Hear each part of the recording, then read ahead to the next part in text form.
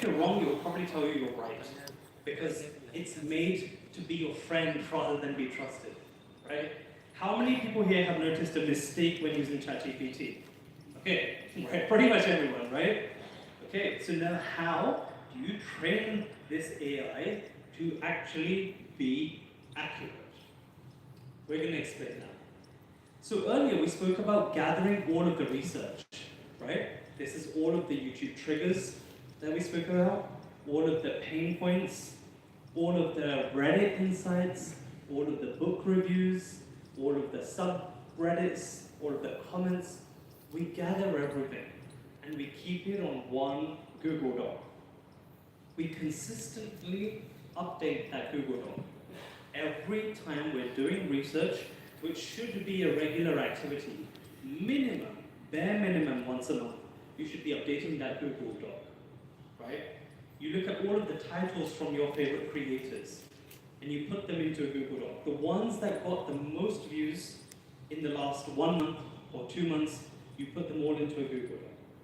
Eventually, you're going to put this into ChatGPT, right? You can create an Excel sheet. So I was at the home of one of my creative friends. They treat this like you know how sometimes you have these people who do the stock market and they analyze every little thing. They're like that. They analyze every little word, every little emotion, every view. Why did that title work over that one, right? And all of them are using AI. But they don't just rely on one, like ChatGPT. They rely on 2 or 3. So they will compare ChatGPT to Gemini to Claude. And using these 3, they will understand which one is actually giving the best results. So if I was to summarize this slide, it is always keep all of your research in one place. So you can have one Google Doc that is just for content ideas. You can have one Google Doc that is only for titles. The best titles that have worked the best from the creators that you follow, that are in a similar niche, right? So earlier we shared that Buddhist creator that every one of you knew. Now if you imagine you had all of his titles, and then all of the views, and then all of the dates, you're gonna know which of his videos are working. And then, like we said, you don't copy, but you provide your own twist on something which is very similar, but in a better way now, right? In a way that's authentic and science-backed, and in a way where we understand our audience. And one last thing around this is you keep it in one of your chats within ChatGPT, or you can upload it within the settings profile so you can actually keep the information stored. If you keep opening new chats, you lose the information. So it is important that you have one specific folder in which you keep adding information, keep improving this GPT to work better for you, not again and again starting new. Yeah? So upload all the files, keep it in the same folder, and once you've done that, use that GPT again and again.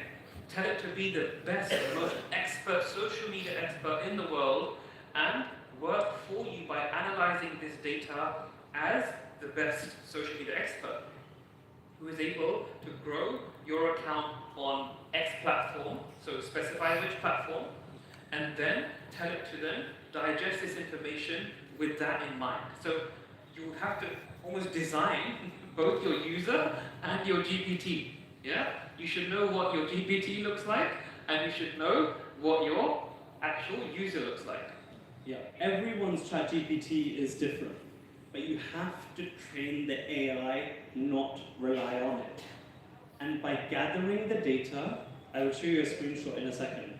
By gathering the data and only telling it to use your source of information, will you learn to train it. If you only rely on GPT, it will be wrong, as you've all just said. But if you share the information, now the AI can analyze the real data from real people, and it will create answers based on that. So if we go to the next slide, the second thing we've said is digest this. So it incorporates the science and the consumer research, as we mentioned, incredibly critical. And then I would say to it, hey, look at the common problems, issues, and patterns. So you could have a Google Doc, which is about 100 pages long, is it contains all of the research, all of the reviews, all of the YouTube comments, everything from market validation, personal validation, consumer validation. Could be 50 pages, 100 pages, doesn't matter. But then the AI will now get a prompt saying, look at the common patterns, problems, and issues. And then you say, write YouTube titles using the best practices. Now,